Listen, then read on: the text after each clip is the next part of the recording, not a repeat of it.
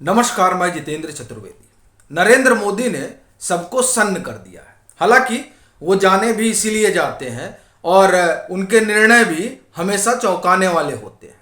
अच्छा, उसकी दो तीन वजह है। एक तो यही कि वो जो फैसला लेने वाले रहते हैं उसके बारे में किसी को कानो कान खबर नहीं हो पाती, और दूसरा उनके जो फैसले होते हैं वो दरअसल इतिहास बदल देने वाले होते हैं। यही कारण है कि उनके बारे में किसी को जानकारी हो नहीं पाती, और जब वो फैसले सार्वजनिक होते हैं तो पूरा जो इकोसिस्टम है वो हड़बड़ा जाता है। और कुछ इसी तरह की परिस्थिति फिर बन गई है। इधर जो दो तीन निर्णय हुए हैं, उन निर्णयों ने पूरे इकोसिस्टम को परेशान कर दिया है।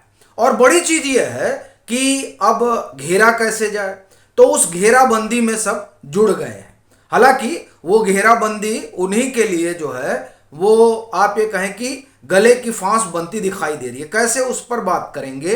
बात इस पर भी करेंगे कि क्या निर्णय हुए हैं, लेकिन पहले जो घेरने की कोशिश हुई उस घेराबंदी में कैसे वो फंसे, उसी पर बात कर लेते हैं। फिर उन निर्णयों पर आते हैं, और वो दरअसल निर्णय जो है वो एक तरह से सुप्रीम प्रहार है। तो आप तो जान ही रहे हैं कि आजकल तो अगर कोई सुप्रीम प्रहार हो जाता है तो किस तरह से मिर्ची लग जाती है।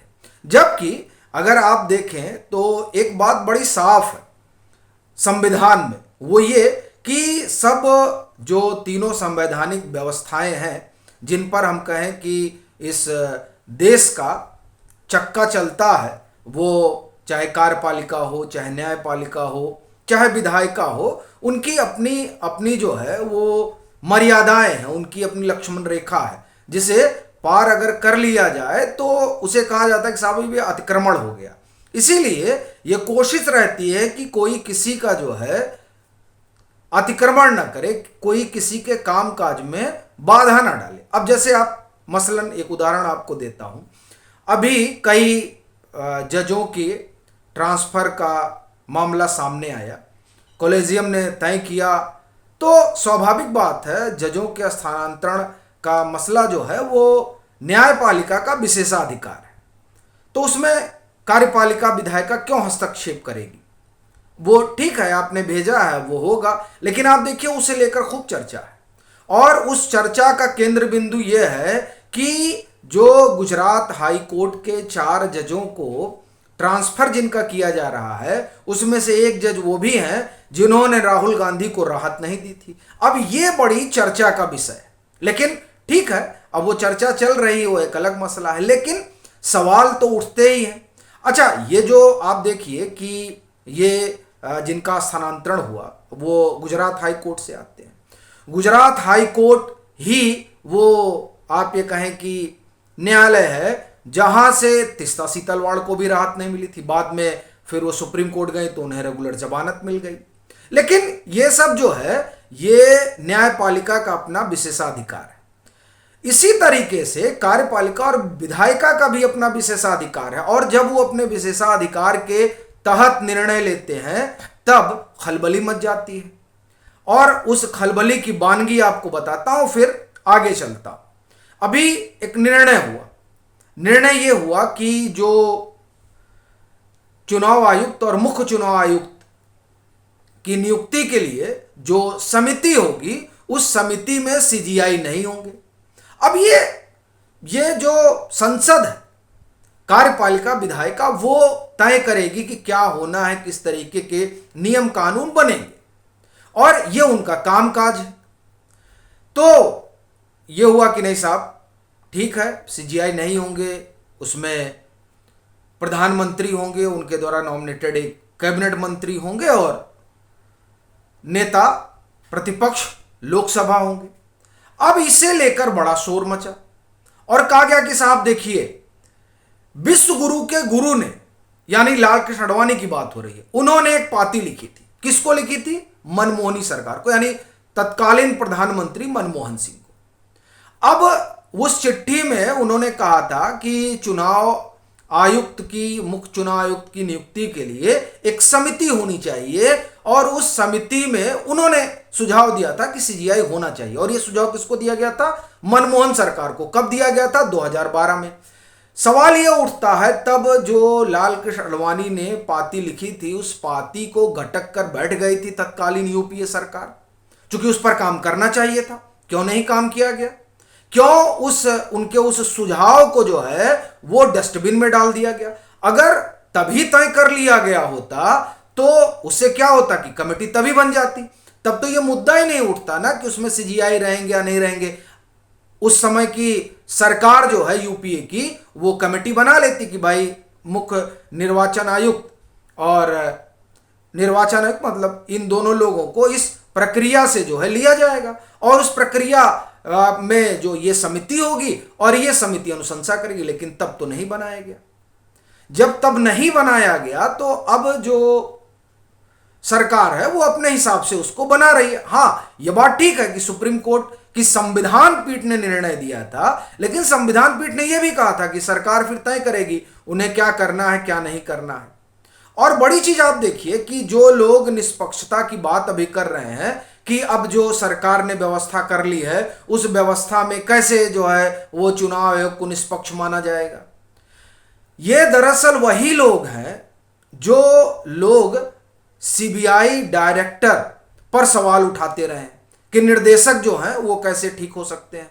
और जबकि आप देखिए, निर्देशक को चुनने की वही प्रक्रिया है जो प्रक्रिया सुप्रीम कोर्ट ने अपने निर्णय में मुख्य चुनाव आयुक्त और चुनाव आयुक्त के लिए बनाई थी। यानी प्रधानमंत्री होंगे, फिर उसमें नेता प्रतिपक्ष होंगे और सीजीआई होंगे। यही प्रक्रिया है सीबीआई के डायरेक्टर के चुनाव की। लेकिन तब भी सीबीआई के डायरेक्टर पर को लेकर सवाल उठते हैं। और मैं ज्यादा पुरानी बात नहीं करूंगा, अभी जो सीबीआई के डायरेक्टर आए हैं, जो कर्नाटक के डीजीपी हुआ करते थे, उनको लेकर देखिए किस तरह का बवाल खड़ा किया गया। और ये खड़ा करने वाली कांग्रेस ही है। अधीर रंजन चौधरी भाई ये नेता प्रतिपक्ष हैं। ये उस जब डायरेक्टर कौन बनेगा इस नाम पर बातचीत हो रही थी, उसमें ये भी थे। इन लोगों ने बड़ा भारी एतराज किया। तो दरअसल ये तो कोई पैमाना है ही नहीं। पैमाना एक ही कि एतराज किया जाएगा। और मैं इसलिए भी इस बात को रेखांकित कर रहा हूं क्योंकि जब 2014 में नरेंद्र मोदी की सरकार आने के बाद लगातार समूचा विपक्ष अपनी काहिली की वजह से और जाति के आधार पर सियासी रोटियां सेकने की वजह से सत्ता से जब बाहर चला गया पूरी तरह से, तब ईवीएम पर सवाल उठा और चुनाव आयोग की निष्पक्षता पर सवाल उठा। तब सुप्रीम कोर्ट का दरवाजा खटखटाया गया और उस समय सुप्रीम कोर्ट ने व्यवस्था वही बनाई कि जिस तरह से सीबीआई के डायरेक्टर की नियुक्ति होती है, उसी तरह से चुनाव आयुक्त और मुख्य चुनाव आयुक्त का चुनाव होगा। अब आप देखिए कि जो लोग सीबीआई डायरेक्टर के चुनाव पर ही सवाल खड़ा करते हैं, उनकी निष्पक्षता पर ही सवाल खड़ा करते हैं, वो लोग सुप्रीम कोर्ट के इस फैसले से बड़े खुश हुए। उसमें प्रशांत भूषण सरीखे लोग भी थे, वो तो पूरा इकोसिस्टम था ही। तो ये बड़ी चीज है कि विरोध हर व्यवस्था का होता है, फिर वो चाहे उसमें खुद सीजीआई ही क्यों ना हो।